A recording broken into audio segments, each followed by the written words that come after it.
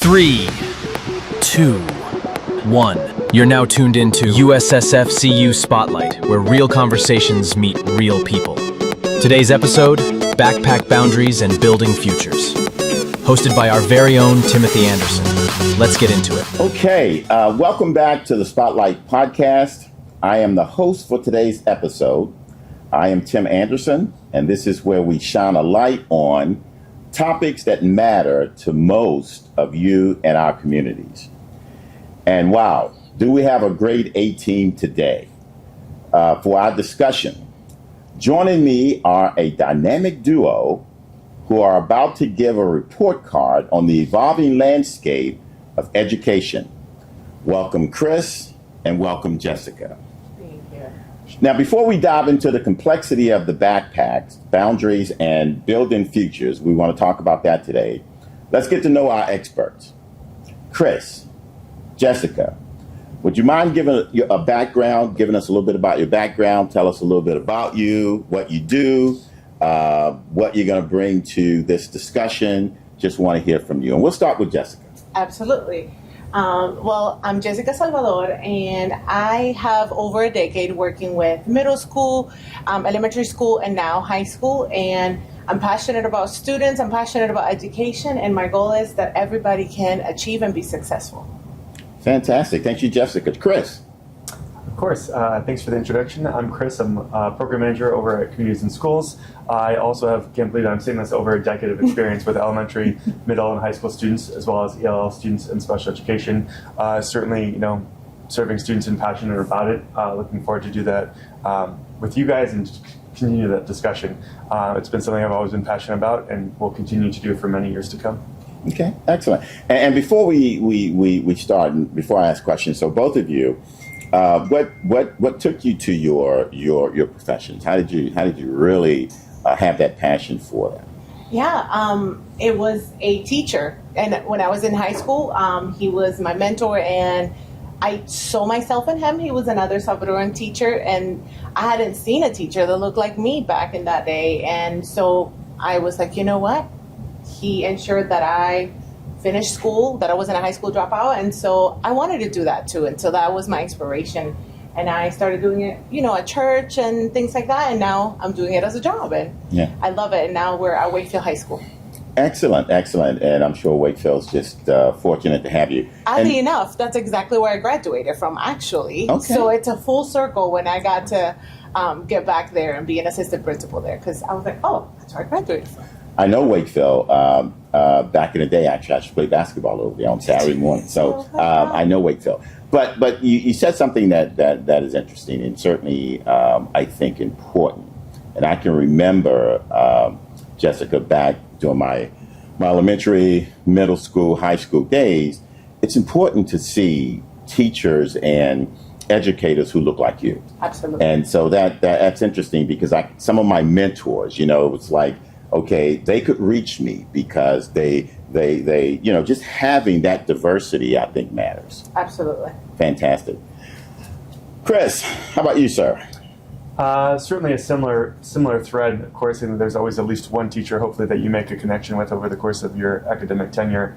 For me, no shock, I became a history teacher because of it was a 7th grade history teacher. So ever since then, it was education all the way. I think probably having my sister be a teacher, my mom be a teacher. My dad was an associate's degree professor. My other sister worked at a museum. Kind of there was this natural community around education and going to museums and always trying to learn something new being a child. So certainly there's been a similar desire to pass it on to students, of all walks of life, and to see that the idea and concept of mentorship is extremely important, and that whether someone looks like you or not, there's a community to be had and shared, and someone who is a mentor to you or a guide is crucial, whether you're a student or an adult. We all want that community and to have someone recognize those talents in you. And it's great to have that kind of community at CIS where I work, and to see that every day when I walk into a school, whether it be Wakefield or Alexandria City High School, that our coordinators are doing that and being that trusted adult in the building. Excellent. And fantastic. I can remember, and I ended up being a banker, and obviously starting out in banking and then coming over to the credit union side. But prior to that, I wanted to be a teacher. I wanted to be a teacher. Really? And I had actually gone through a program in DC called DC Fellows program. And so, and I was going to actually teach over at Anacostia High School in DC. And then I kind of went away from that. Ended up getting into banking, went to the University of Maryland for my undergrad and graduate, then went back there as an associate professor teaching economics and finance. So maybe that's my calling. And talking to the both of you today, I was going to say, what dissuaded you? Was there something that... Always wanting to give back. Yeah. Always wanting to impart into others, things that have been, passed on to me. And that was really, really important. Growing up in the district in DC and just being a part of communities and wanting to give back to communities and help. So that really was what prompted me.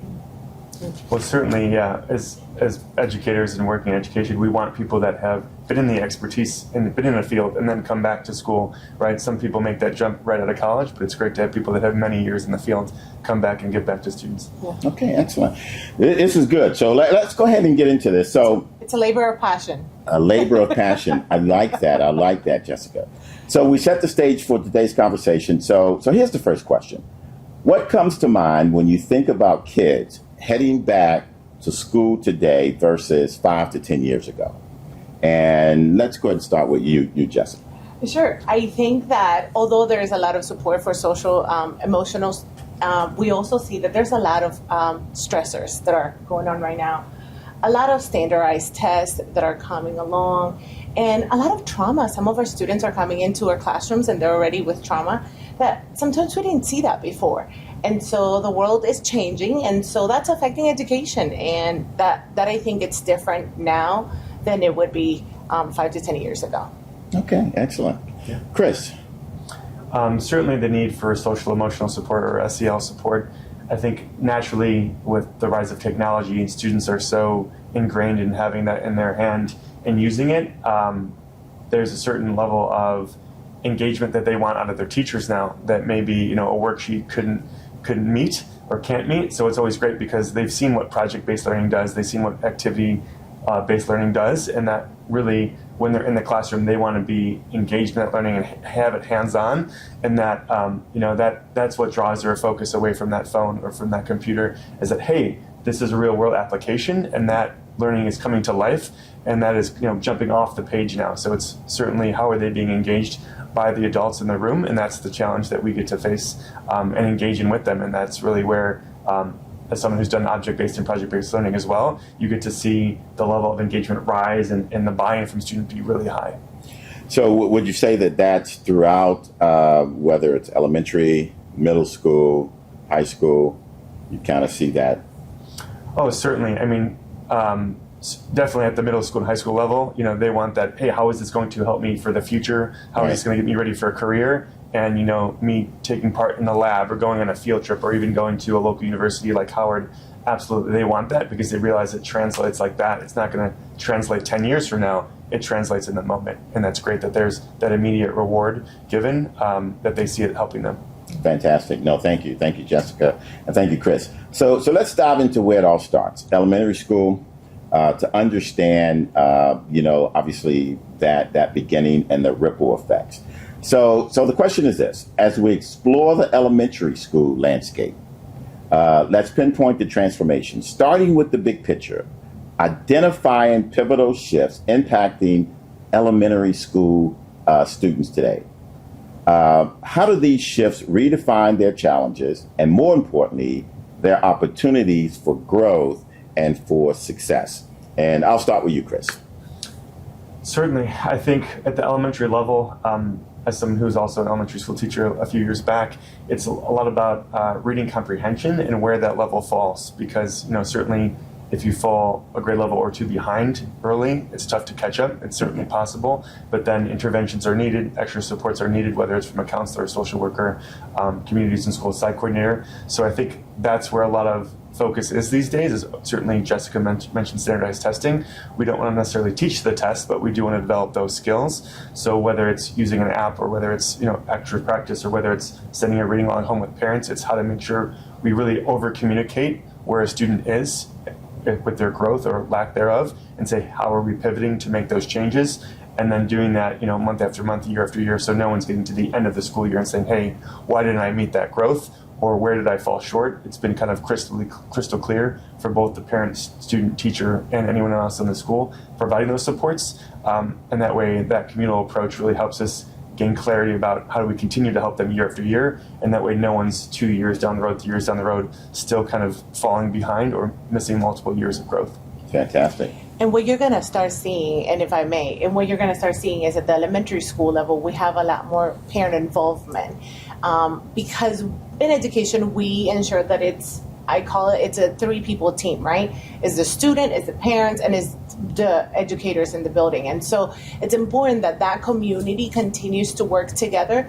But we see a lot of support from the families in the elementary school, right? Because usually elementary schools tend to be smaller and the students tend to be more in need of support, right? Because when they have a homework, the parents go and support them with the homework. And as you start growing, that support may not always be there because things become more challenging or because the family is a little bit more busy, right? But it's important that at the elementary school, we start building that foundation of all the stakeholders together and the community. Like I used to work at Mount Vernon Community School, and I remember that it was a whole community. PTA is crucial to be there. And that being a bilingual, a dual language immersion school, it was important that we had all of our stakeholders involved, our parents, make sure that even the Spanish-speaking one and the English-speaking ones were all there. And so I think that that triage of community, parents, and school is so important for the success of the child.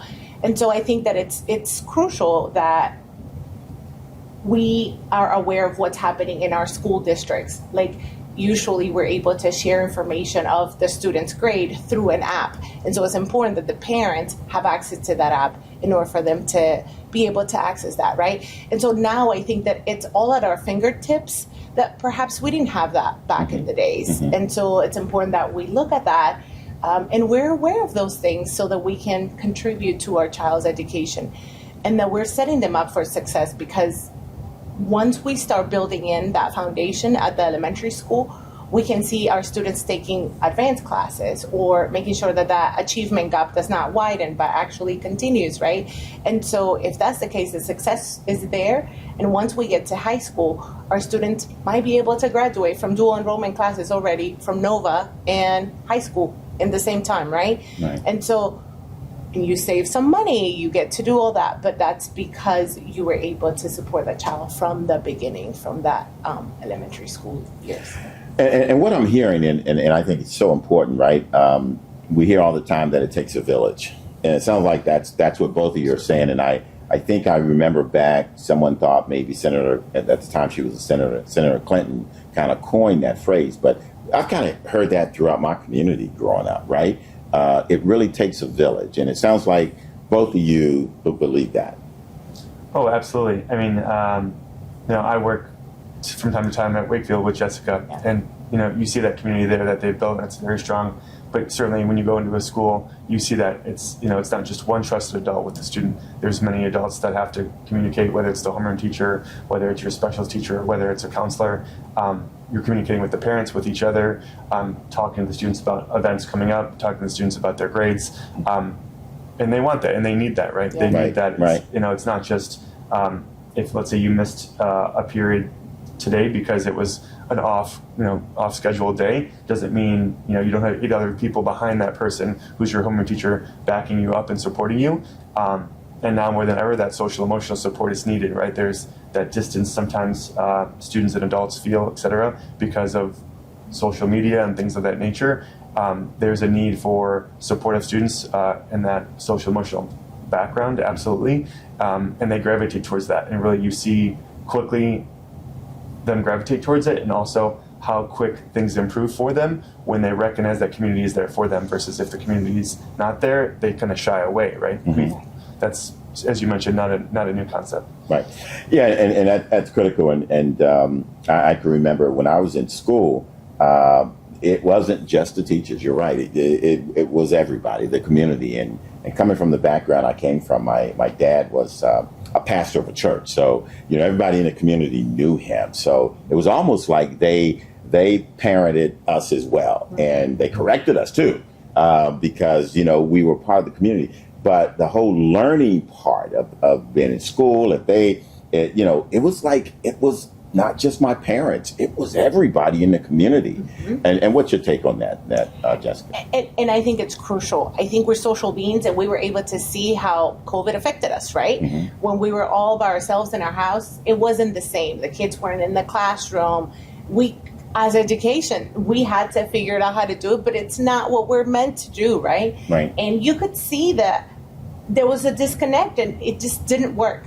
And so in order for it to work, you see schools that are successful, school districts that are successful, is when you have those community outreach, when you have the parents buy in, when you have, institutions like Communities in School as being part of our school, so that we can together support. And I've seen it this year at Wakefield High School. Our absenteeism rate has dropped because it was a whole hands on deck, calling the parents, making sure that we were having the meetings, the social workers. It was social workers, counselors, attendance personnel, all Communities in School, all together to ensure that those opportunities were being shared with the families, because sometimes they don't come to school, but we don't know why, right? And so by extending that, by doing home visits, by doing all those things, you're able to see, what is this family really going through? What is this child really going through? And that's how you see the success. And we've seen kids, our graduation rate went up, our reading scores for L and SPED students went up this year. You could see that we thrive when it's not in isolation, but we have that community. Got that community and have everybody. That's important. That's critical. So thank you, Chris, and thank you, Jessica. So as we move into the next question, I think maybe this could be, because I can remember kind of sharing with you too as well, some of my days in school, this wasn't an issue. And today our students have to deal with this, and it's this. How do you think the shift in social media, mental health, awareness, diverse home dynamics intersect to impact starting at the elementary level? Social media is a big part of that. Again, that wasn't something that I had to deal with growing up. I know I'm giving my age almost, right? But it just wasn't where everyone had a cell phone. Everyone's on TikTok. That could be just tremendous impact in the learning of our children. Yeah, I'll start with you, Jessica. Sure, absolutely. And I think it's so important, because education used to be a certain way in which the teacher used to be in the front of the classroom and they used to impart knowledge, right? Yeah. And so now, how do you do that when everything is at the fingertip? Like, I have been using AI, and it's been so easy to just take a picture of a clutter space in my house and say, how would you declutter this? And how would you make it beautiful, right? That's how I'm using it. And in a matter of seconds, it keeps everything, and it tells me exactly how to do it. It gives me options of where to buy what I need from that space. And it's absolutely incredible. And so then we have to come back to the education field and see what really matters for our students, what really is important so they can thrive, and how do we capture their attention, right? Because we have those reels and those TikToks that are like seconds, and you flip, and then there's a next thing, because if you get bored, you can just flip. But how do you sit in a classroom for 90 minutes without moving away and not doing that? So it's important that in education, those are the changes that we're starting to see. How do we keep the students' attention? Because it's so hard nowadays. Right. Because it's no longer you cook a meal on a stove. It's now you put in the microwave and 2 seconds it's ready, right? And so that's changing. And that's important to acknowledge. But with the diversity that you were talking about, and some of our minoritized populations, it's important to see that's a stressor also for our families, because now we have to get to college, right? I am a first person in my family who went to college. And I'm very proud of that. But with that came the fact that I had to figure out where to go for things, right? How do I meet with my career and college counselor to get that information? Where do I find the scholarships? Where do I find the support that I'm going to get from that? And so it's important that we make access resources to be accessible for our families. And that's how we can support the diversity that we have here in the DMV. And meeting with the families, letting them know these are the steps that you're going to need to get to where you are. Because it's important that we do that.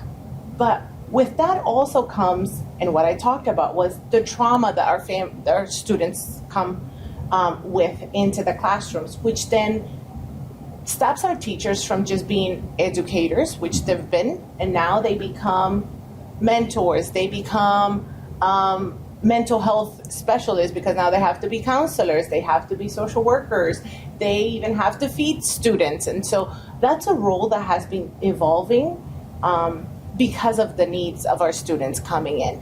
And I think the pandemic did show us that we were a safe haven for some students that we didn't even know, right? They may not have gone to every class, but they liked being at school because it was their safe haven, because a lot of things are happening at home. And so it's important that we continue to create that. But those are some of the challenges that I see. And because some of our students during the pandemic did not have access to the full education that we were supposed to, some of them have fallen behind, which our teachers have done an incredible job of catching everybody up. But there were some other students who did have access to tutoring or during the pandemic, which some of them didn't. And so that creates that gap as well between students. And so we just have to acknowledge that and see what we can do to create that support so that achievement gap is not as wide.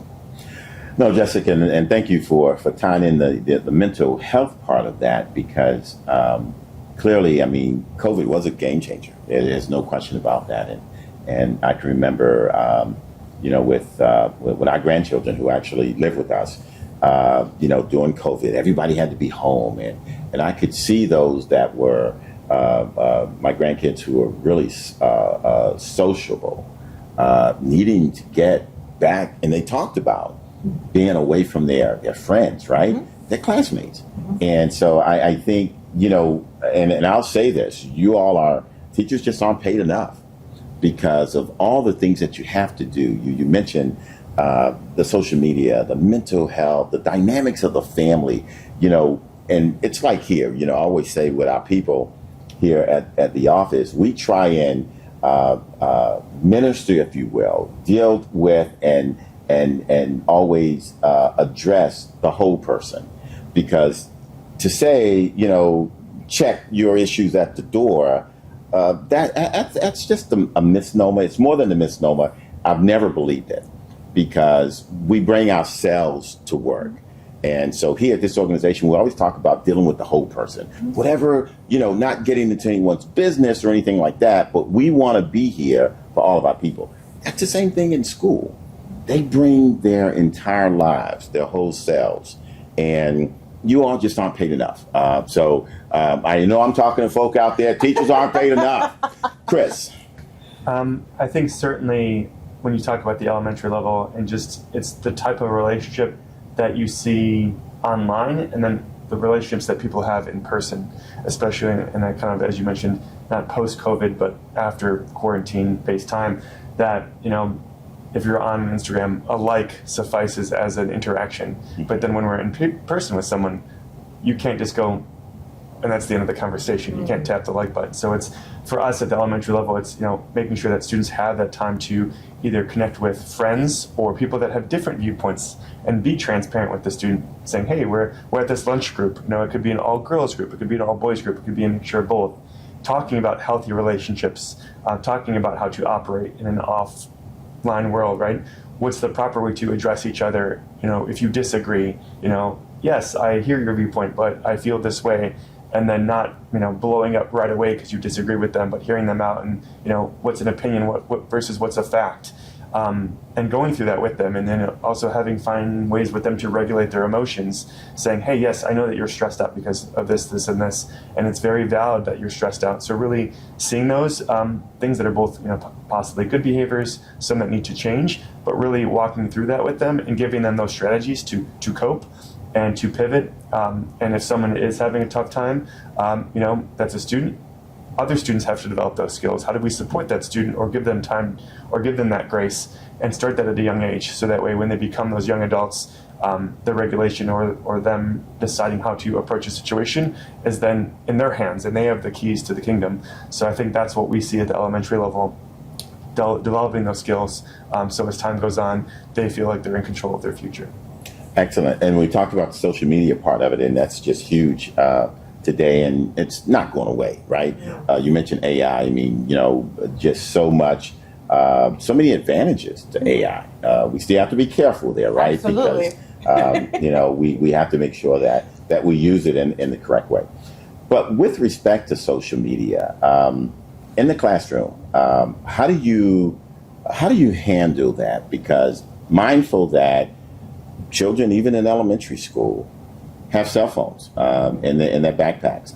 I know with my grandchildren, we put a cell phone in all of their hands. Some are in elementary and middle. And I know that may be problematic for teachers, because I know at times they're pulling, we may have a group chat, and next thing I know, I see one of my granddaughters. I'm like, wait a minute, you're in school. How are you weighing in? So how do you handle that? Because parents are putting cell phones in their children's hands, and especially just to, keep contact. And I think I don't see cell phones as something wrong. I mean, I think that it's important, and it has enhanced our way of life. Everything has to be moderation. And so I'm good with a cell phone.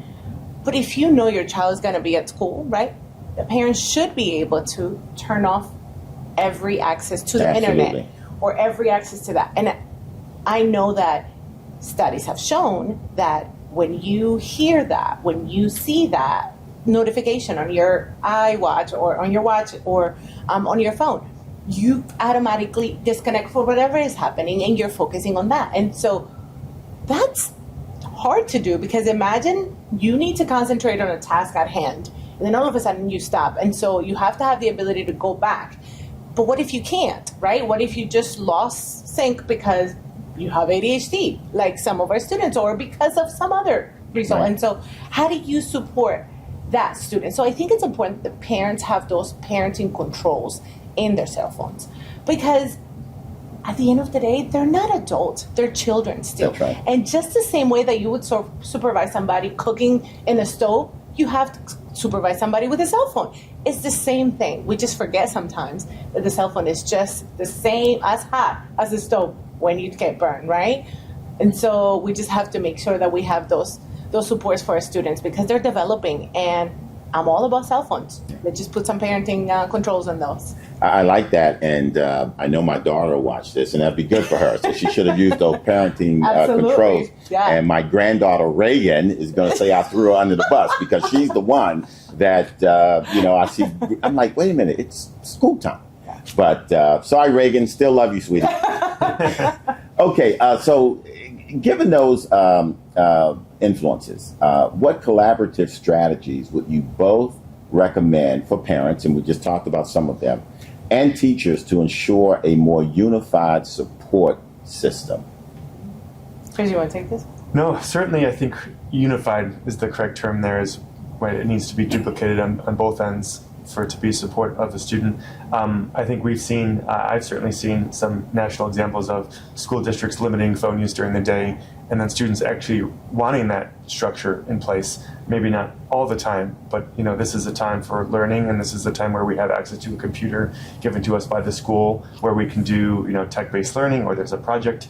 At the same time, I've honestly heard principals say, I'm challenging you as a teacher to give them projects that don't require technology, because that helps them develop other types of skills. But of course, we're still going to use technology to further their learning, without a doubt. It's a great tool to have, a great asset.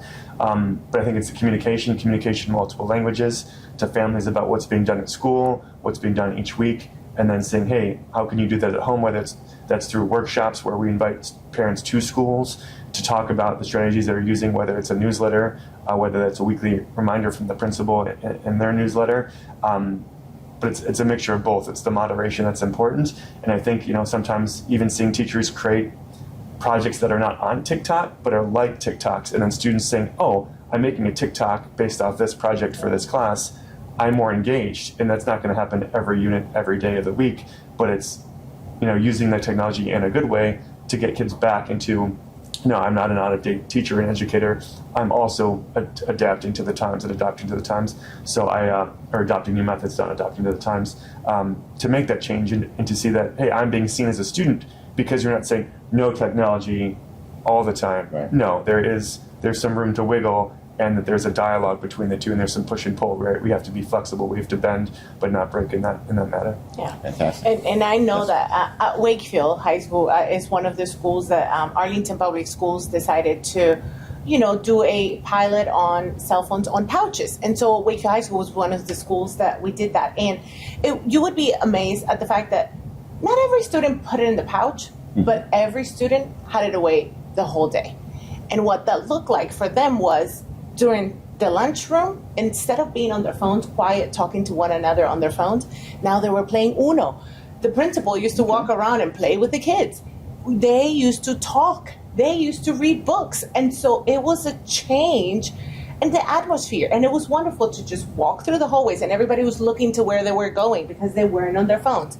And so it was just a mind shift that everybody, like they said, you know what? When I'm at school, I focus in school. When I'm outside of here, if I need anything, I do it outside of here.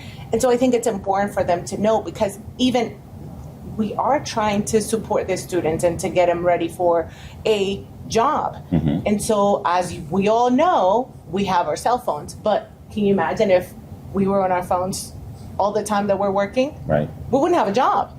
And so it's important that we are teaching the students that when you're at work or when you're at school, you have to focus on that. And outside of that, of course, a text message or things like that. But the focus is at the task, on the task at hand. And so that for us was crucial, and the students loved it. We were featured in the Washington Post and in a lot of places because our students loved it. And like I said, not everybody put it in that pouch, but everybody put it away. And that was a mind shift, because they said, I'm able to focus in school. And Alexandria and Arlington, thankfully, we have a one-to-one technology, meaning that we give our students their own computers. And so for the instructional part of the school day, they have technology available to them.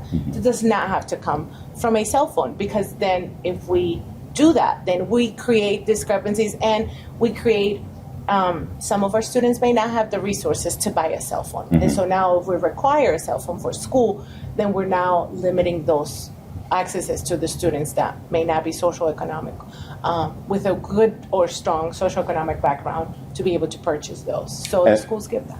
No, I'm sorry. The school gives them computers, yeah. Yeah, and that in itself, and you mentioned, could have a negative impact, with kids, and like, wow, I can't afford a cell phone, and those types of things that it brings to it. Absolutely.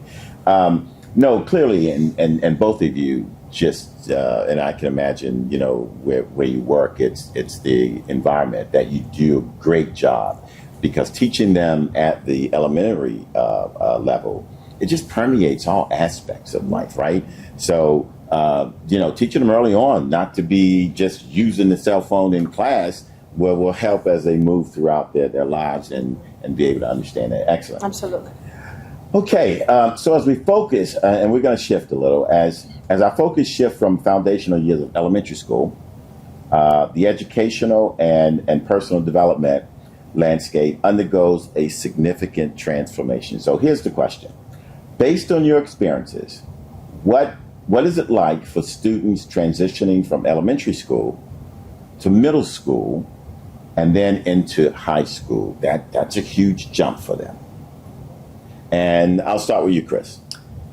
For us, it's just a matter of that next level of independence and seeing, hey, where am I, relying enough or possibly too much on adults, or finding that balance of the two? Because, right, certainly as you get older, more independence is built, more independence is given from the adults in the building, but at the same time, support is still giving. So it's a matter of, hey, where is us kind of letting you have choice, helping you grow, and where do we still need to provide a little bit more structure so that you can kind of have that guidance and get you down that right path. So I think for students, it's finding that voice in a world where oftentimes, you're on the phone, so then you're voicing yourself that way, but not verbally out loud. So it's making sure that students, if they are dissatisfied or they feel like I need more help in math, it's saying, hey, it's okay if you need help. We all need help. Verbalize that, because the teacher or the admin might not always catch it that single second. So it's a matter of going through that with them and saying, hey, checking with them, whether it's at the start of the school, whether it's at the end of the day, you have your homework, all that stuff. Do you have any questions about the assignment? And then kind of coming back to that in the next day or the day after, kind of rotating who you're checking with the students. That way it's not a week has gone by, 2 weeks have gone by, and they feel like, oh, I'm more independent, but there's a lack of caring on behalf of the staff. No, we're still here with you. We're just letting you grow in a different way. And I think that's where, naturally you kind of see students gravitate towards the freedom, but then, sometimes there's naturally that rebellion as we all had.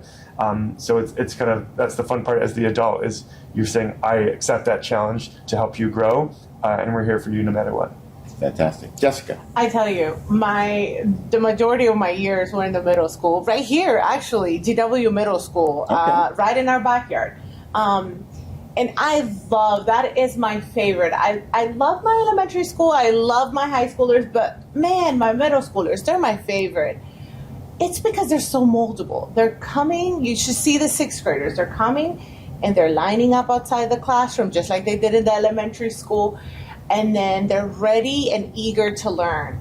And so it's important that we support them, right, with that. But like you said, support them with that independency as well, because they need to be independent to have a voice. And now is where they start making their decisions, because what do they want to do? Do they want to go to college? Do they want to go to a career, could be plumbing, it could be, I remember my middle schoolers trying to go to a beauty salon because they wanted to they earned so much money with that. And this is where they decide what do they want to take, right? And so those elective classes are crucial during the middle school time, because they get to explore. Do they take a language that they probably don't have to now in middle school, but they might start taking them so that when they get to high school, they have those high school credits that will then help them for college credits. And so this is the time in which the parents can start exploring with the child what it is that they need, what it is that they want, so they can get ready. So I think that the middle school is the foundation really for the human beings that they might choose to be. And I'm not saying they're going to make decisions there, but they're going to start exploring. They're going to say, no, I don't want to go into the art class. I want to go into the theater class. No, I don't want to, take a language. I don't want to take Spanish. I want to take Chinese. And so these are the times that I think are important. And having that voice, that student voice that you were mentioning earlier, is important, because the students have to be able and comfortable to say, okay, and teaching them how to navigate the system of education that sometimes can be cumbersome. Going into the counselors to discuss what are some of the classes that you're going to take. If you're already taking advanced classes, how would this impact? Talk about the GPA. In the elementary school, perhaps you didn't know what a GPA was, right? And how this would affect you later on. Mm-hmm. And so start having those conversations that, again, will give you that awareness of what's coming next, so that when that happens, because if we don't start having those conversations in the middle school, I feel like we're not gonna get to the high school prepared like we need to. And so it's important, and that's why I love middle school, because that's where you start showing them everything, and everything is new for them, and they're like opening up, and it's great, and I think they're just finding themselves. That's why they're moody all the time, but one day they absolutely hate you, and the next day they adore you, and that is just the beauty of middle school. And I think it's important. I think the teachers do a really good job at supporting our students and caring a lot. And they're not as hand-holding as our elementary school teachers, because, the age difference of our students, but they're there when the students need them. And so I think that's important for the students to know that the adults care and that they're there for them, and to reach out when they need to. Fantastic. So what I'm hearing from both of you, those formative years matter as they move throughout. Excellent, excellent. Okay, so what are some of the ways students, parents, and educators, what ways can they work together to manage the balancing act of academics, the extracurricular activities, the mental health, and the early pressures of college? All of a sudden, we started with elementary, but some of them are moving towards college. And I know you said some toward jobs and all, but, just even thinking about college can be pressure itself. Yeah. And think about nowadays, we have a lot of peer pressure as well, right? I think the middle school is where peer pressure really, really starts. And our students really have to struggle with that because in the elementary school, they came from elementary schools that were probably 200 students max. And so now they're coming to a middle school that usually middle schools tend to be 800 students. So now it isn't just the kids in your neighborhood, right? The ones that you all look alike or have the same values, but now you're exposed to a bigger pool of students. And so how do you keep yourself, right, as you're developing who you are, and struggling with those peer pressures that might come. And I think it's important to have open communication with the parents. That's just, in my opinion, what's needed.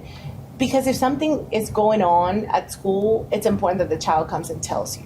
And you have an open communication as a parent with the school to go and tell them, hey, my child is struggling in this. And so the school will be there. But sometimes because the middle school it's larger, sometimes we don't know the students as much as we knew them at the elementary school. And so it's important to have that communication that I talked about in the elementary school levels. It's even more important now in the middle school because the parents have to continue to be involved. And some of them distance themselves a little bit because, the kids doesn't want me to go and drop them off at school anymore. They don't want me to hug them anymore. They don't want to see me. But it's still important that the parents are there in the background because we can't do our job without the parents. And so it's crucial that they're there. But I think it's a lot of struggling for our middle schoolers in there. In college also, because like I said, they have to start thinking about the GPA. They have to start thinking about what classes they could take now in middle school so that they don't take them in high school and they already carry those high school credits. And so, but it's important that the parents are involved.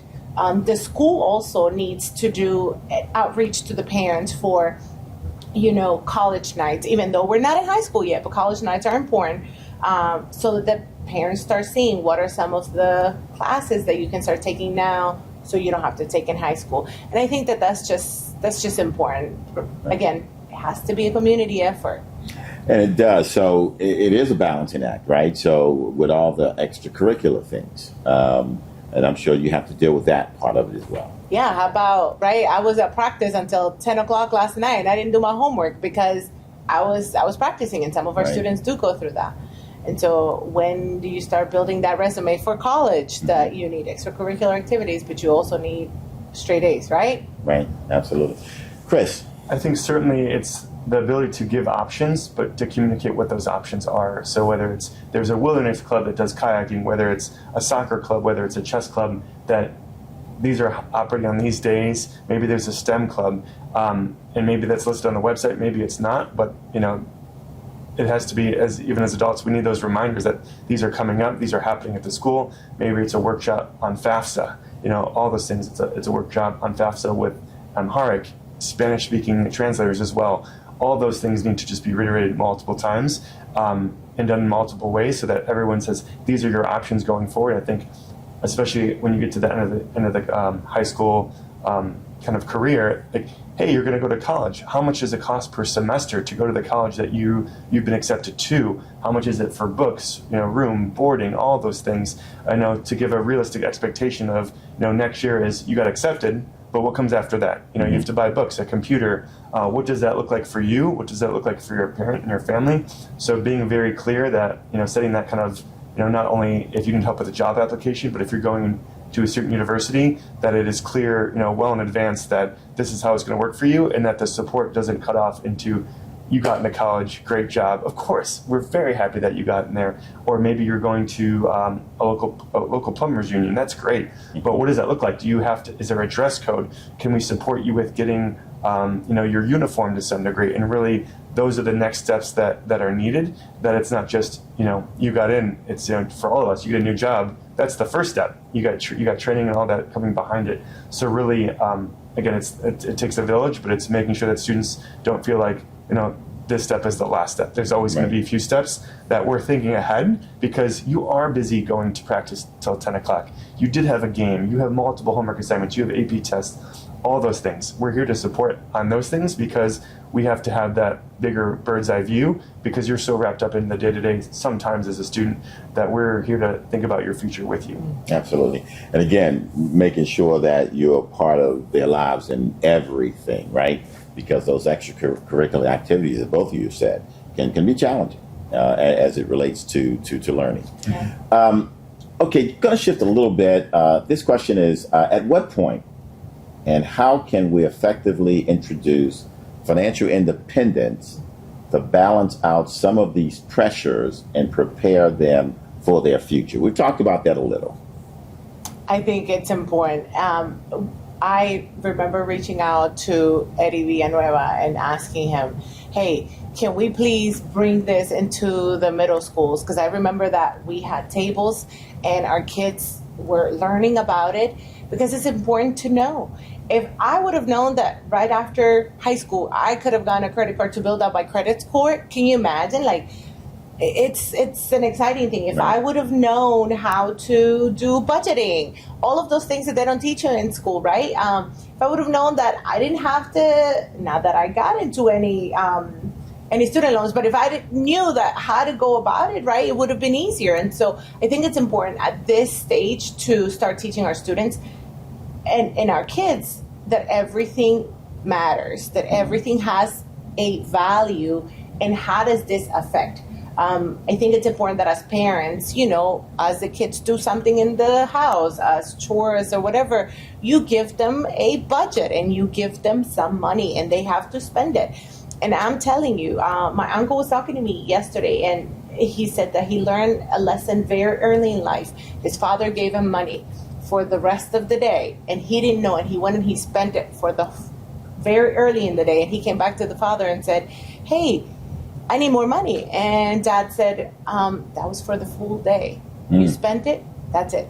And so, right, do our kids know that whatever money I give you, it has to last you for the rest of the day? Do they know what that entails? That entails that I'm not going to spend my allowance for the rest of the school day or the rest of the school week on Monday, because then I won't have it for the rest of the day. Or are we just showing our kids that whenever they want money, we just give it to them? And so we're creating this expectation that we don't have to administer our money, that we don't have to budget for it, and it's going to be always there. And so I think it's crucial that we start with that. I remember that in middle school, we did do a partnership with you guys to come into the middle school and start teaching the kids about financial independence. And I think that the earlier that we can start, the better. Some of them may not be ready in 6th grade, but by 8th grade, I think that they're pretty ready. And they don't need to know it all, but like I said, it's a foundation. Middle school is the foundation to show everything that we need for our kids to be successful. No, it's important, starting early, right? And so that financial education matters. I can remember back when I was in school, we didn't have that, but when I got into banking early on, we actually would set up branches, student branches, within some of the schools in D.C., and we let the students run the branch, and that got them involved, right? That really got them involved. So glad to hear you say that, because I believe as well, the earlier the better. Chris? I mean, I won't belabor too much, but certainly the same thing. I think for us, partnering with credit unions, partnering with local banks to bring in those resources for students and sometimes parents as well, if they feel like that's something that they want to gravitate towards, whether it's a one-time thing or a series. Certainly building up those skills at a young age, not just high school, also middle school if possible. that way that there is practice going through that. And, let's say you did in the practice round, make a financial error, right? This is the time to make those mistakes and learn from those mistakes, rather than kind of figure out on the back end as an adult. Certainly when you think about, I even chuckle thinking about internships. Kids will ask you, how much do I get paid for my internship? Yeah. And they go, this, and then you have to have the discussion about taxes and what are the taxes, and it's not just one tax, and what that looks like and what that goes to, and recognizing that we are putting forth to a system that to some degree comes back to benefit us with those taxes, and local, state, federal, all those things kind of come into play, and you have to do that early, because Absolutely.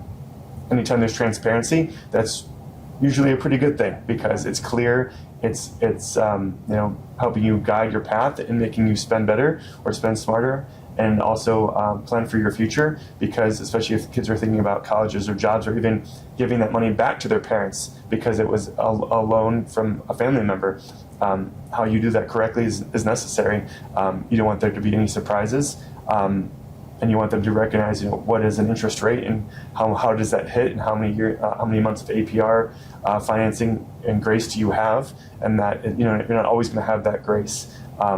So it's good, because we don't give those skills enough, and sometimes those are taught in schools, and sometimes it's not, or to varying degrees. So it's great to have local partners come in to support with that. So Excellent. And we're almost through. I know I'm supposed to be moving this ahead, but I'm enjoying this discussion. So you all are doing okay?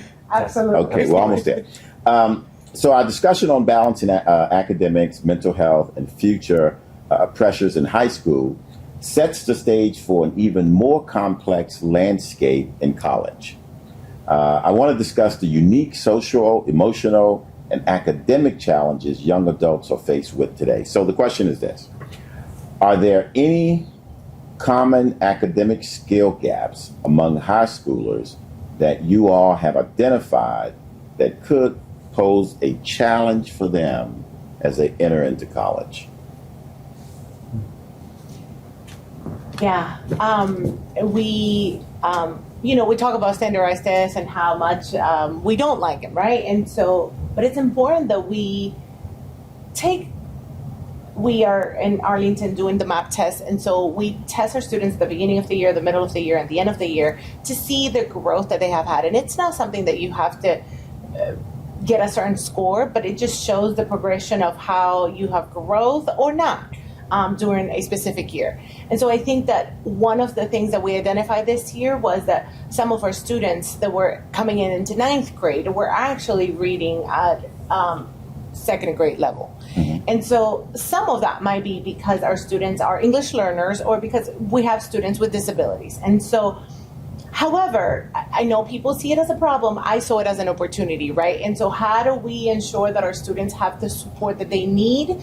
Because we're seeing that they're not thriving. They're reading at third grade level. And so how do we ensure that we give them the targeted interventions that they need in order for them to move forward? Because we might not get them to a ninth grade right away, but within a year, we might get them to fifth grade, right? Which is a jump of 2 years, which is much better than when they came in. And so I think it's important that reading and literacy skills are crucial for our students, because even if you don't go into college, if you're literate and you can survive, mm-hmm. and you have those financial skills that we talked about earlier, I think that those things will set you up for success regardless of what you want to do with life. But I think that literacy skill is crucial, along with the financial support, because I think that those are two areas that I have noticed that our students may not have at the high school level. And so we're working tirelessly to ensure that that achievement gap, like I said, is less. But there's plenty of work ahead of us. Mm-hmm. But that's the reality in some of our schools. And I also know that another problem is, and some of the parents may not be aware of this, but the peer pressure of when you go to college, when you get to high school, people want you to try certain things that the parents are not even aware of. We have some drug problems or alcohol problems, and so some of the parents are unaware of this. But I think that it's important that when the school, because sometimes we call the parents and we let them know that when the school reaches out, see us as partners, see us as, don't say, oh, my child has never done this, but rather, how can I help? How can we put things in place to support the child? Because I think that if we, it's not a matter of seeing the problem, it's a matter of how do we fix it? And we can't fix it if we keep denying that there's a problem. Right. No, and that's critical. Again, it goes to that village as well. And, as you were talking about, kids do things that, all of us as parents think, oh, my kid would never do that. And I mentioned earlier that I grew up as a pastor's kid, and there were 7 of us in our family, and we were the worst kids in the neighborhood. My dad thought we were the best. Of course. We were the worst in the neighborhood because you were PK. Right, we were PK, and everybody expected us to be good, so we intentionally went against that grain. My dad and mom dead and gone now.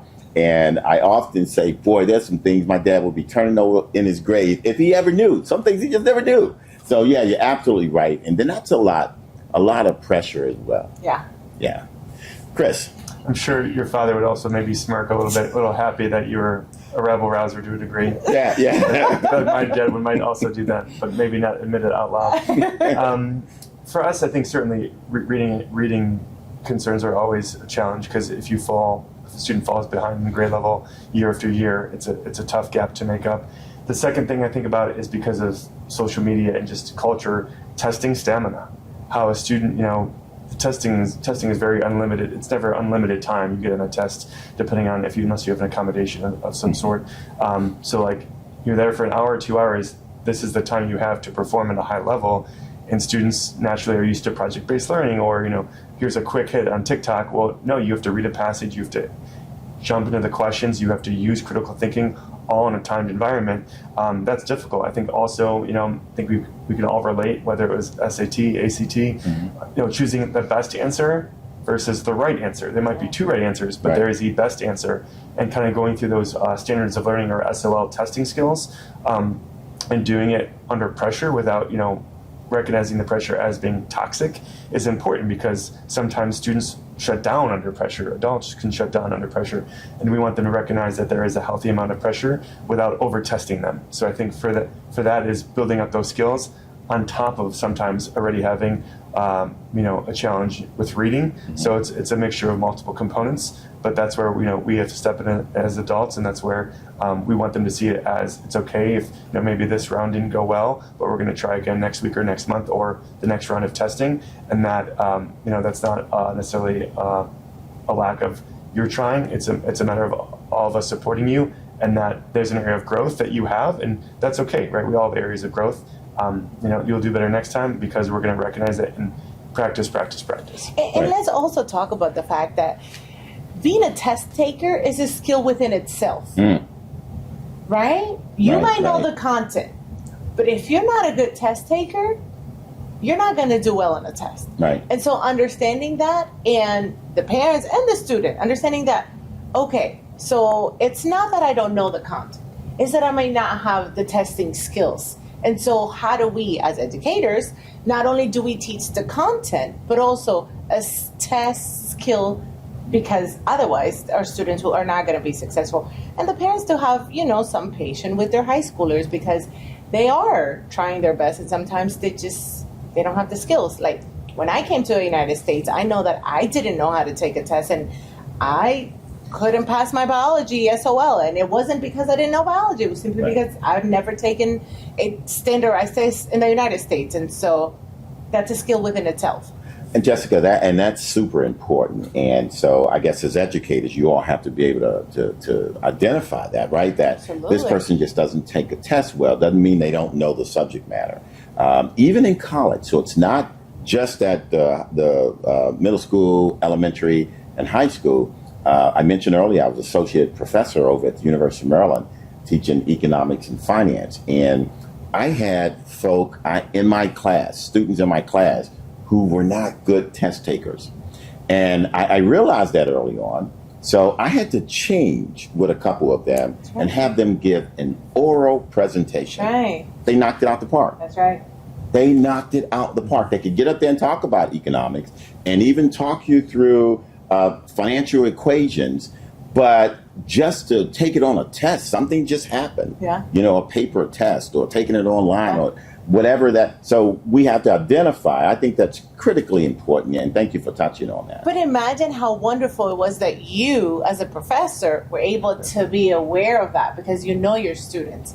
Some of our teachers might not be keen like you were to those needs. And so that's why it's crucial that the parents are able to advocate for their students, because perhaps the child is coming home and telling you, I'm so stressed out because I can't pass this test. And so how do you advocate for that child? Or how does the child go? Because there are some supports that we can put in place. We have 504, we have IEPs that we can put in place for test taker, right? Or some accommodations that we can do without having a 504 or an IEP. And so, but again, is that involvement of the parents, is that involvement of the child, and that advocacy that we were talking about earlier, that those skills that we start from the elementary school, continue in middle school, they're going to shine through in high school, which is crucial that they have those skills because we have to graduate them. We have to graduate them in 4 years. And so we need to make sure that we do everything we can to do that so they can continue forward in their lives. And both of you touched on this, but it's just a quick follow-up. Because of the academic skill gaps that you identified some of those, what's the emotional and mental impact?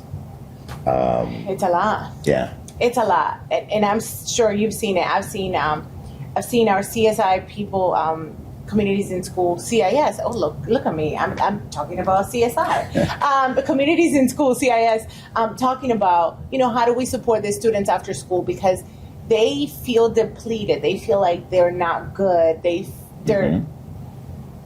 Their self-worth sometimes is challenged because they feel like they're not worth anything because they can pass this test. And if I can go to college, then what am I doing? And some of the families put a lot of pressure on our students to go to college. And so it's that support of, I know that communities in school is very good about staying after school with our students and reteaching them or supporting them with different strategies. We have math labs in the schools, at least at Wakefield, we have lunch labs in which the students can come and get the support. But it's important. We have something called Warriors Period at Wakefield, and that time is where we have our SEL lessons. And not only do we have it in 25 minutes of every day, but we also have it embedded in each lesson. For example, if in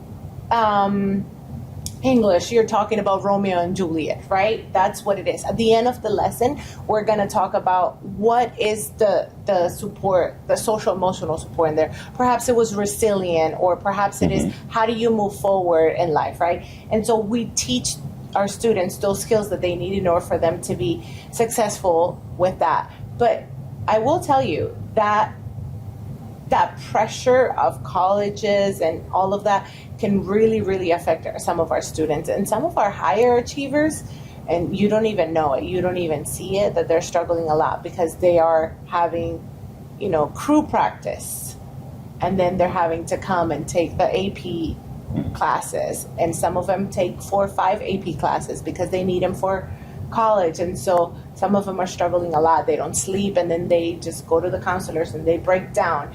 And so understanding and because when I went to college, you didn't need nothing but a 4.0 to be the best colleges. Now 4.0 means nothing. You have to get a 4.5. And how you get a 4.5 is by getting all AP classes. And so how do you, our ceiling keeps on growing and growing. And so it's more challenging for our students to meet it. And so I think it's important for our parents to be aware of that, to, sometimes cut some slack to the students. Because there's a lot of pressure with that, right, Chris? And I want to hear your view on that too, because I can just remember, Jessica, as you were talking, my daughter went to college right after high school, and part of us probably, we pushed her, right? And that pressure in itself for the student, right? Because I don't want to disappoint my parents. Right. I don't want to disappoint my grandparents. And she went to Howard. She was 17 years old. I remember we were on campus, and my wife and I, we were all excited. But she ended up dropping out. Life happens, right? And we're very proud of our grandchildren. It was her who gave us 5 grandkids. But life happened. Yeah. But just a couple of years ago, when she was ready, she went back. And then just about 3 weeks ago, she graduated. How about that? And we were so proud of her. But, I guess then wasn't the time, even though we were a tad disappointed as parents. Can you imagine the pressure that we put on our children to do that? And we're so proud of her today. She graduated, we were there, and she goes, oh, it took me so. I said, I don't care. You finished. And she did it when it was right. Chris. No, certainly. The stress for family, social media is now, without a doubt, post-quarantine, but also in a politically charged climate, now more than ever, you can see the stress with students. And I think, some can hide it, some can hide it for X amount of time, but there is the need to connect with students. We certainly set social emotional goals with the students we work with. Check in with them in the morning, check in with them in the afternoon. If there is a high desire for a student to check in, maybe they're not meeting with you that day officially, they can, scan a QR code and do a quick session that day, so that way they can kind of reiterate where they're feeling a stress. And then at that point, if it's, a certain level of support needed, we can loop in the social work team or the school team, loop in the parents too, be that trusted adult with them. I think right now, the part of it is having that plan with them, but also saying that your plan is going to be flexible and change, and that, let's say you're going to a 4-year college or a 2-year college, and you can't take out that loan. So how are you going to pay as you go? Is it working at a local fast food joint, but also doing classes, a couple classes a semester, and maybe not 21 credit hours, because that's not possible for your schedule or for, your social emotional burden that you're carrying. You can still, become a graphic designer. It might take a little bit longer, but then you're going into less debt. Or, if you're going to jump into becoming an electrician, that is your plan, and that sounds perfect for you, and this is how you're going to do it. And that way, hey, maybe your thought as a freshman was, I need to do this because my family's telling me this, and school is telling me this, and culture is telling me this. No, there's a different way to do it and a different way to take. Not everyone is going to be on the same path, and not the 4-year college path doesn't mean it's the best path at all, right? We know that that's not the answer, and that may be something that was told to me by my parents or someone else to their parents. There are options out there, and the more you know about those options, the better. And then it's not just you being forced to do things.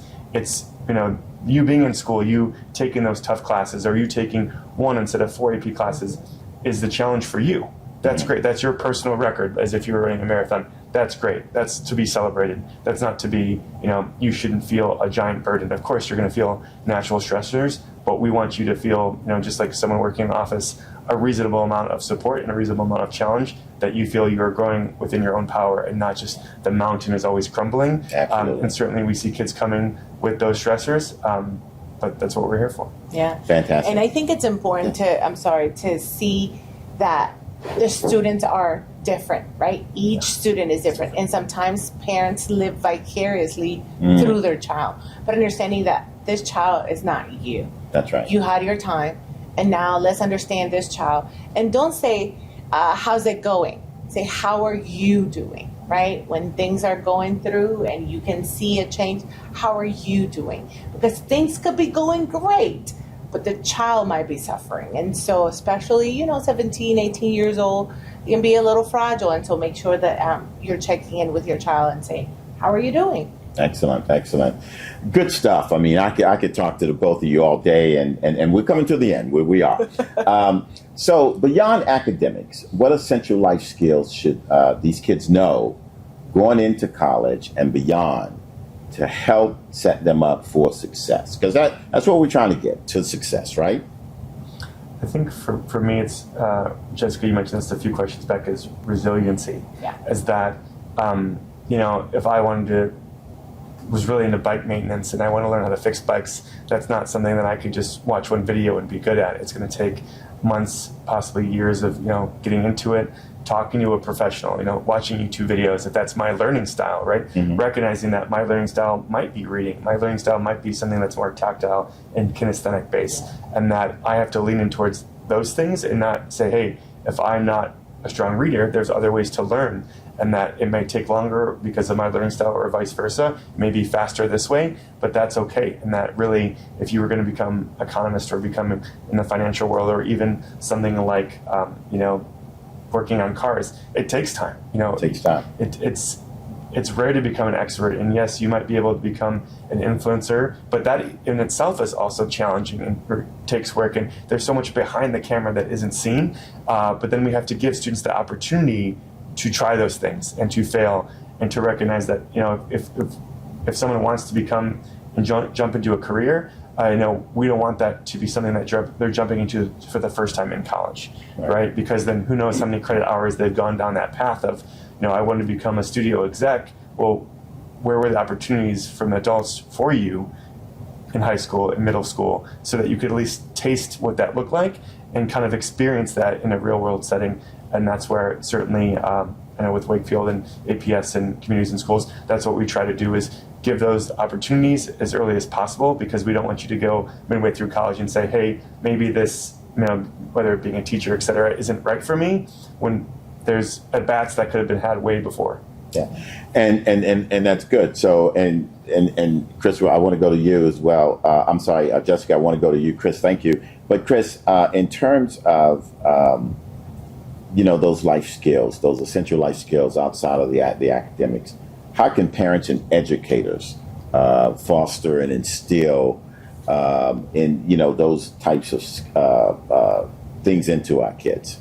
Mm-hmm. I think for us, it's honestly setting what could be 1 page, it could be 3 page. What is your kind of 5-year plan? I know that sounds a little bit intimidating for a high schooler, mm-hmm. but oftentimes you kind of have that at least 2-year plan of, I'm a junior, what am I doing after graduation? But you kind of need that 2-year plan as a freshman and sophomore too, right? What are the classes I'm taking? But beyond that, what are those, you don't have to have a tunnel vision of, this is my career now, but you kind of want to have 3 or 4 options of saying, hey, what does my post high school look like?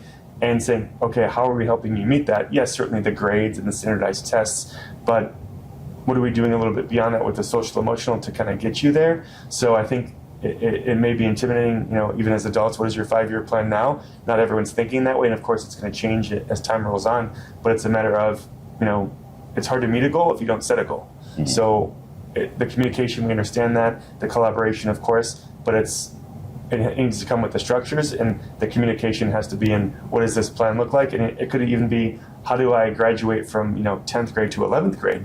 Because maybe I didn't graduate on time from 9th to 10th. So it's kind of getting down to those nuances that are important, and we have to have that lens, because again, they might be wrapped up in the day-to-day with multiple clubs, things of that nature. And it could be also, taste testing different clubs. I think that's a big thing too, of, you find interests as a young student by the clubs you join. And there's more than just soccer and basketball. Right. There's so many different activities that students can jump into, and we understand the pressures of forcing a student to do what they don't want to do, absolutely, but we have to provide a gentle challenge of, maybe, hey, my parents, it was trumpet and guitar. I wasn't super comfortable with it. Did I become super proficient in either of those things? No, but I developed skills. Eventually maybe my bucket list is to play jazz clubs when I'm older, mm-hmm. but I have to get back into it and re-challenge myself as an adult. But, by myself, I wouldn't have stepped outside of that comfort zone. I probably would have stuck to, at that time, basketball and Spanish club, which was what I was more comfortable with, but there was that necessary challenge. And even if it's that challenge for, half a year or a year, right. They decided to go down that path. They attempted it, and then they said, they're not quitting. I like these things better. I'm going to try these things. So just like adults, it could be pottery class, etc. It's not just you're stuck in your ways time and time again. Absolutely. No, thanks, Chris. And Jessica, outside of academics, those essential life skills. I think it's responsibility. I think you have to be financially responsible. I think you have to be responsible with your time. I think you have to be responsible with, if you're going to say you're going to be there, you're going to be there. And those things are just responsibility. And I think that it's crucial. And you have to be responsible with your life. What is your goal? Like, are you going to be responsible with your time to meet that goal? if you have responsibility, I think that it will carry you a long way. And responsible with yourself, saying, I can't handle this, and I'm going to put some limits on what I can do and what I cannot do because I can't handle it as a person. And so I think you just have to be responsible in all areas of your life. And I think that how do we instill that in our students and our sons and daughters? And I think that is by making sure that we are talking to them, that we're showing them, that we're exposing them to this responsibility, right? Like, to a child, if you told them that you were going to go to the park with them, make sure that you stick with it as a parent. So then the child will know that when they say they have to do something, they will do it. If they say that we're going to clean the room on that day, then make sure that they do it because they said that we're going to be responsible to do it. As adults, we get busy, and so we don't keep our words. I remember that with my youth group. If I said, we're going to go do something this weekend, we were going to go do something that weekend. Absolutely. If I had a test coming up on that Monday, then I make sure I studied the day before or 2 days before, because on that weekend we were going to go away because I had said we were going to do that. And so I think it's important to start teaching our students, and financial responsibility is part of that. If you give them some money, they need to know how to do with that money. And so I think everything revolves around responsibility, and we have to show it to them, and we have to expose them with every day, and just have that expectation of like, you are a responsible person. This is what you're going to do, and you said you were going to do. Allow the kid to say, this is what I need to do for myself, because they know themselves better than we do. Absolutely. And as parents, just sticking to our word, right? How can parents and students utilize community and college resources, for example, summer bridge programs, mentorship initiatives, to ensure a smoother transition to college academics and into adult life? I think it's, first of all, we have to have that communication, but also knowledge as a whole, both from the school, parents, and any outside community providers. What is available? What is free? It's not always going to be free, but it may be free. So whether that's a resource fair, right before summertime, to say this is what's available, whether it's a soccer club, whether it's a tutoring program, math, ELA, whether it's help with writing cover letters. It's just a matter of what's available, and then how does it kind of play into your budget as a family. I think certainly the same thing with internships. It's okay. Do I have access to a car? Is that needed? How far is it from our house? Does it work with my schedule? If I am doing multiple clubs or camps, can I do this internship too? So I think naturally families are just busy as well. But I think it's really, for us, we certainly do a resource fair. We typically do it during the summertime for the start of the school year, but also right before the school year ends, so parents are aware of what's happening in the communities over the course of the summer. But yeah, it's just a matter of from there. And then two, if there's an application or if there's an application fee, is it able to be waived if that's needed? But making sure that just because we're saying that this resource is available doesn't mean families are, because let's say you give them 30 resources, naturally, like all of us, the day after you might forget of one or two. It's we as the adults or communities and schools or the school system has to follow up and saying, hey, if you're applying to an internship, do you have the resume skills? Do you know how to write a cover letter? What does business casual mean? So it's taking those extra steps and saying, hey, yes, it's available, but what else is needed to kind of get to that final finish line of showing up on day one and being prepared? Because once you say that a job is available or internship's available, the whole apply, that's when a student might freeze and say, where's the support from the parent or the school or communities and schools to step in and kind of meet that need? We don't want anyone to feel like, oh, hey, we've given you an opportunity. Well, we've kind of dropped it at your doorstep. No, we'll take you to the finish line with you hand in hand. Excellent. Jessica. I think the biggest obstacle that we have right now is access to resources. And so I think that it's important that we inform ourselves on what that looks like. Because can you imagine a child who the whole summer was just on their phone, doing absolutely nothing, and how that's going to go next year, compared to a child who was exposed to a lot of, a STEM club or a STEM summer camp? That's where the achievement gap starts widening. And so we have to make sure that we have that. Their camps, the police department does summer camps. I know Alexandria has summer camps for the middle school kids and for the high school kids. So that's available. We also know here in Alexandria, we have Casa Chirilagua, which is a nonprofit that we can work with, and they have STEM summer camp happening right now by one of my former students here at GW Middle School. She's leading it. And so it's community members, right? And so we have Latinas Leading Tomorrow, who's doing a STEM club for all the girls that are in the program. The people just have to look outside of their resources. Like I said, the police department does it. I know the school systems also have summer school for some of our students if they want to go to summer school. For some of them, they do have to pay for some of the classes. For some, they don't. And so you have to look in your local school community to see what it is that works for you. Look into nonprofits, CSI, School in Communities. Here we go. I'm just going to say the name.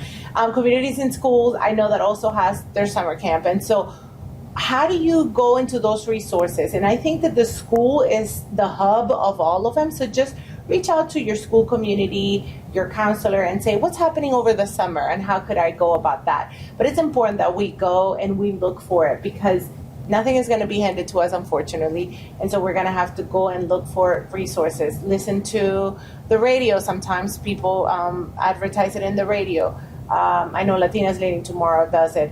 And see how we can get those resources out there. But like I said, I just share some of the nonprofits that I know are doing something right now with their students. We have STEM for Her that is also doing it. So all those nonprofits that might be doing it, some summer camps for our kids that I think they would benefit from.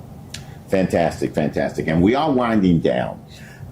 So the next question is, as we approach the new school year for all students, and I think we can all participate in this as community, from elementary to college, some families struggle to afford back to school supplies.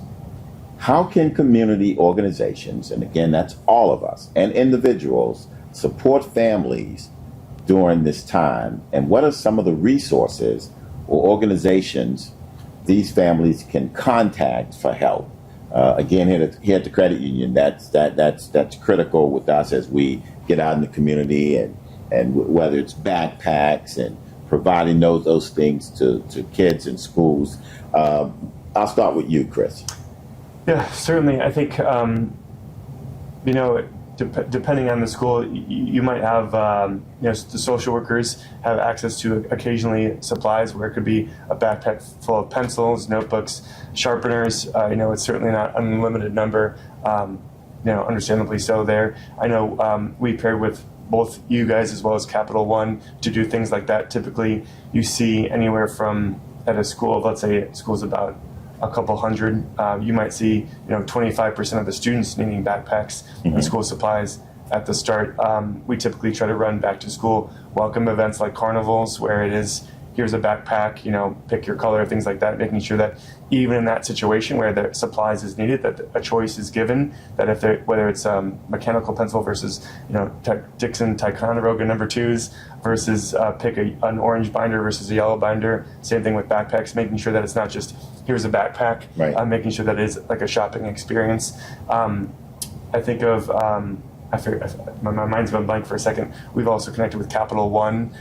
They're a partner where we're reaching out to organizations to see what they're able to give, because that's kind of what we do is we play that intermediate role of recognizing that students and schools want that and need those supplies, rather than saying, hey, reach out to a different organization. No, just reach out to communities and schools, and we'll see what we can do for you guys. Certainly we're based in Loudoun County, Alexandria, Arlington Public Schools, Albemarle as well. So, numerous schools already. So instead of sending people to other orgs, I generally say reach out to us and we'll do the reaching out for you. So it's not you sending 10 different emails to, a local credit union, but we'll do that for you guys. Fantastic. Jessica. Absolutely. I know a few here in Alexandria because it's where I've worked the most. And so I know the police department does it. I know also they go to parks and then they have stuff for people to come and pick them up. So that's a good resource. I know community Casa Chirilagua also does it. I also know that Tenants and Worker does it, and that they are right here. I don't know if everybody's familiar with the area, but it's right here. They're nonprofits here in Alexandria, and it's in Mount Vernon Avenue. Okay. If you go down Mount Vernon Avenue by Atlandria area, or Chirilagua, bestly known, you're going to find those nonprofits in there, and they'll be able to support you with school supplies. At the school level, you can go to your social worker, and your social worker will be able to provide you with that. I know in Arlington, DHS also does support with Department of Health, Mental Health, DHS, right?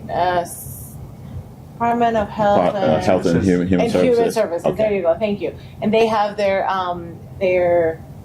backpacks as well to provide to the students. And so I think that it's a community effort, but I know that that's something that we can do. Churches also, churches tend to do that, and I know that around here in Alexandria, the churches tend to do that as well. And so I think that it's just go to your school social worker. They'll be able to support you. They'll be able to find resources where they need to. No one should be stressing over school supplies. I know you guys are great with partnering with some of these communities, and so Latinas Leading Tomorrow also does it. So I think you just go to your school, ask for supplies, and we will find it. Fantastic. Okay, we are coming to the end. Would you all like to share with our listeners? We've got many listeners out there, and I think this segment has just been awesome. I've really enjoyed it, and hopefully you all have too. It's been very informative, and we've learned a lot. But could you share with our listeners where they can find more information to support your organization or any back-to-school causes in our local communities? Gosh, certainly we're Communities in Schools is a national nonprofit. I'm from our affiliate, which is Communities in Schools of Northern Virginia, or NOVA. So we certainly have our website there. I think the great part about that website is not only does it have links to many of our Instagram pages from all the different schools we serve, but we also have a great volunteer link where it lists all the volunteer opportunities over the course of the year, constantly getting updated on a weekly basis, whether it's supporting students with academics, with social emotional support, whether it's at our local we do typically food distributions with Capital Area Food Bank and AFAC, Washington Food Assistance. So there are plenty of opportunities to just volunteer. I think, as always, anytime, it doesn't have to be money, anytime you can spend with a student, whether it's 5 minutes, 10 minutes, makes a load of difference, because they see that there's accountability, that they see that there's an investment in them, and that, after a while, you're not a stranger to them. You're a member of their system, a member of their community, and that you are there to build them up, and you're not opting out of supporting them. You're opting into supporting them. So, I would say certainly our website. As far as local partners, you mentioned so many, Jessica, already. The police, Casa Chirilagua. We use Goodwin, which is a local kind of active senior community, which is great. They also provide free backpacks as well. So, any support that can be given, certainly, reach out to my email's on there as well. It's Chris at CIS of Nova. I'm not going to give myself a shout out, but I'm happy to always provide supports and kind of guide people in the right direction if they feel like academic support is what they want to provide, if they feel like food assistance, or even, donations. We'll find a method that, I always say, instead of telling you we need backpacks, asking an organization how they feel, or asking a person how they feel they can best support. And sometimes that's someone saying, hey, my career is kind of random. I do this for my job. Hey, we have career panels. Come in for, either once a month or once a quarter or even once a year. Come and talk about your career, because who knows, that student in their interaction with you may want to kind of go down that career path or learn more about it. So that would be great. Yeah, Fantastic. And I will tell you, the partnership that we have as a school with Communities in School is tremendous. All of our initiatives have been able to be supported by them, and financially and otherwise, and they're just great with our students, and we are so lucky to have them at our school. So I am an administrator who believes in Communities in School. Fantastic. Again, I just want to say thank you. I mean, this has just been an amazing time to just have a discussion. And that's how I've looked at this, just a discussion. And I've learned so much today. And thank you all. Thank you, Jessica. Thank you, Chris, for joining us. This is our first podcast. I can tell you, of all the podcasts I've done in the past, this has been my favorite. Just to sit here, talk about our kids, because that is so important. And you all have helped kind of talk us through, because you're right there on the front line. And I'll say it again, as educators, you're not paid enough. So I just want to say to our audience, please reach out to them. We've enjoyed having Jessica and having Chris. So thank you so much. I enjoyed being here. Thank you. Your voice matters. Share topics, suggestions, or questions for future episodes via email at communications@ussfcu.org with the subject line podcast.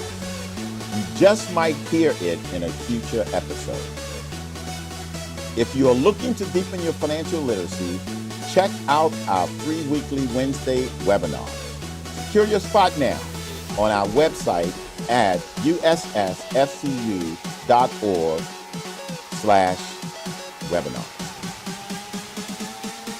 Thank you for shining with us. Subscribe and stay tuned for our next episode.